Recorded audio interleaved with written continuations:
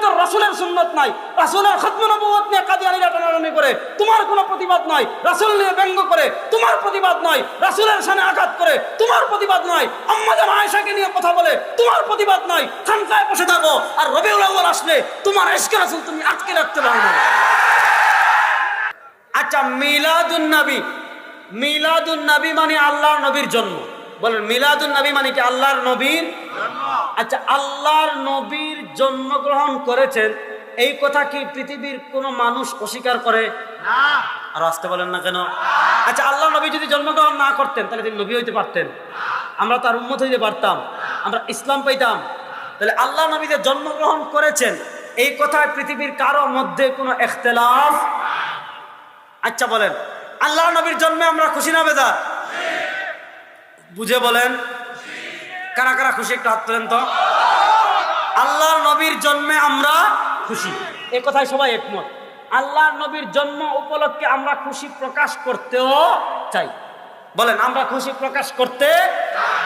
এবার প্রশ্ন আসেন, আমরা খুশি প্রকাশ করতে চাই কিভাবে? যেভাবে করেছেন নবী এবং সাহাবা একরাম সেভাবে। বলেন যেভাবে করেছেন নবী এবং সাহাবা একরাম।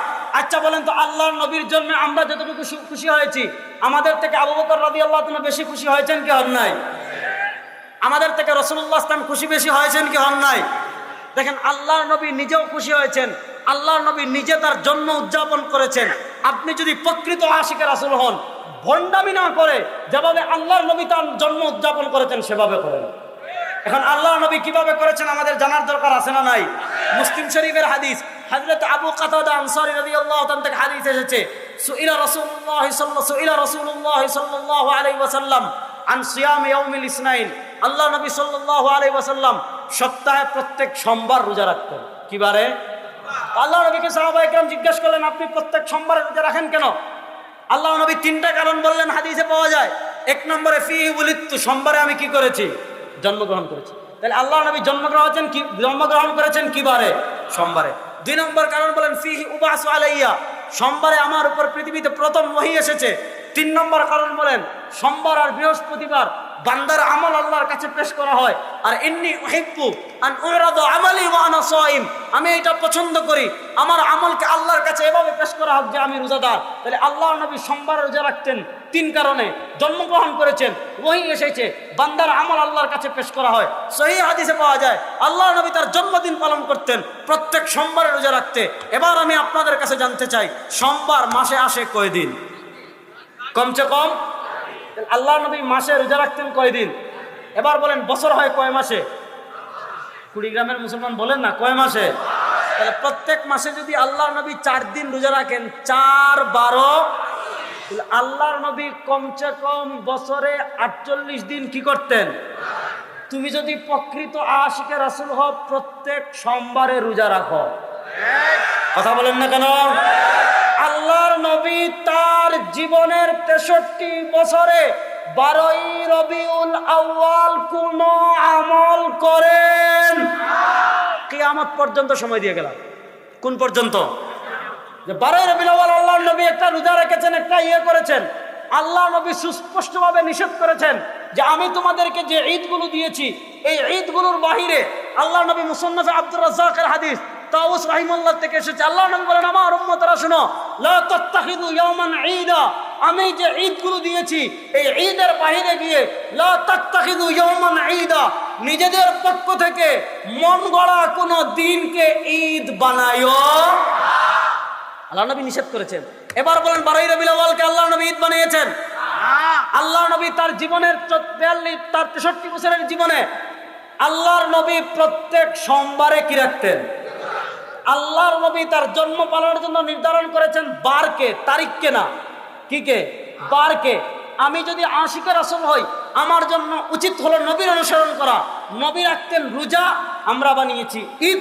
নবীর নির্ধারণ করেছেন বার, আর আমরা নির্ধারণ করেছি তারিখকে। এখন তো শুধু এটা ঈদ না, এখন এটা সাইয়্যিদুল আয়াত। নাউজুবিল্লাহ। তো এই সাইয়্যিদুল আয়াত সকলের সেরা ঈদ আল্লাহর নবী বুঝেন নাই। দেখেন আমাদের রাজারবাগের বাইরে হাদিস জাল করে ছড়িয়ে দিয়েছেন। আবু বকর রাদিয়াল্লাহু তাআলা নামে, ওমর রাদিয়াল্লাহু তাআলা নামে, উসমান রাদিয়াল্লাহু তাআলা নামে হাদিস বানিয়েছেন যে আবু বকর রাদিয়াল্লাহু তাআলা বলেছেন মান আনফাকা দিরহামান আলা কিরাআতি মাউলিদিন নবী, কান রাফিকি ফিল জান্নাহ, আবু বকর রাদিয়াল্লাহু আনহু বলেছেন যে ব্যক্তি ঈদে মিলাদুন নবীতে 1 টাকা খরচ করবে সে জান্নাতে আমার সঙ্গী হবে। ওয়াকালা উমর মান আনফাকা দিরহামান আলা কিরাআতি মাউলিদিন নবী ফাকান্নামা গাজওয়াতা হুনাইনিন ওয়া বাদরিন, যে ব্যক্তি ঈদে মিলাদুন নবীতে 2 টাকা খরচ করবে সেজন্য বদরের যুদ্ধে আর খন্দকের যুদ্ধে অংশগ্রহণ করলো। এই হাদিসগুলো নির্ভেজাল জাল, এই হাদিসগুলো নির্ভেজাল।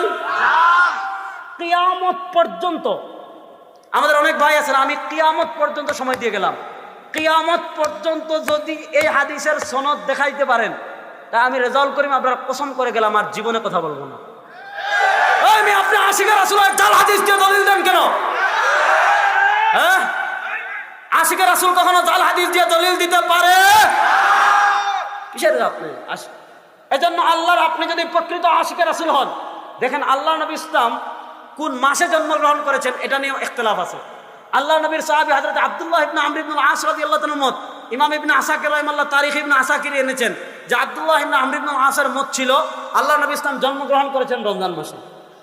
তো আল্লাহ নবী কোন মাসে জন্মগ্রহণ করেছেন সেটা ঐক্যমত না, অধিকাংশের মত হলো 12 রবিউল আউয়াল, এই অধিকাংশের মতে রবিউল আউয়াল, রবিউল আউয়ালের পরে অনেক মত, কেউ বলেছেন 2 রবিউল আউয়াল, কেউ বলেছেন 8 রবিউল আউয়াল।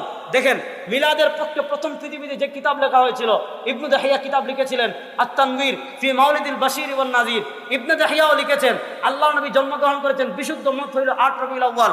আমাদের বেরলভী ভাইদের আলা হযরত আহমদ রেজা খান বেরলভী তিনি তার কিতাব নুতকুল হিলাল ওই কিতাবে এই কথা লিখেছেন যে রাসূলুল্লাহ সাল্লাল্লাহু আলাইহি ওয়াসাল্লাম জন্মগ্রহণ করেছেন 8 রবিউল আউয়াল, এটা হলো বেশি বিশুদ্ধ, আর 12 রবিউল আউয়ালেরটা প্রসিদ্ধ। তো আল্লাহর নবী তুমি যদি প্রকৃত আশিকের রাসূল হও, রমাদানেও করো, 2 তারিখেও করো, 4 তারিখেও করো, 8 তারিখেও করো, সব বাদ দিয়ে সাইয়্যিদুল আয়াত 12 রবিউল আউয়াল কেন? এজন্য এই সমস্ত ভণ্ডামিতে আমরা যাব, এই সমস্ত বেদাতে আমরা জড়াবো। আপনি যদি প্রকৃত আশিকের রাসূল হন, কুল ইন কুনতুম তুহিব্বুনাল্লাহ ফাত্তাবিউনি ইউহিব্বুকুমুল্লাহ, আপনি প্রকৃত আশিকের রাসূল হলে ইত্তেবায়ে রাসূল করবেন, রাসূলের অনুসরণ করবেন। রাসূল কিভাবে তার জন্মদিন পালন করেছেন, আল্লাহর নবী তার জন্মদিন পালন করেছেন সোমবারে রোজা রেখে। আপনি যদি আশিকের রাসূল হন প্রত্যেক সোমবারে রোজা রাখেন, রোজা রাখা বাদ দিয়ে ঈদ বানিয়ে বিরিয়ানি খাওয়া, জিলাপি খাওয়া ভণ্ডামি ছাড়া কিছু না।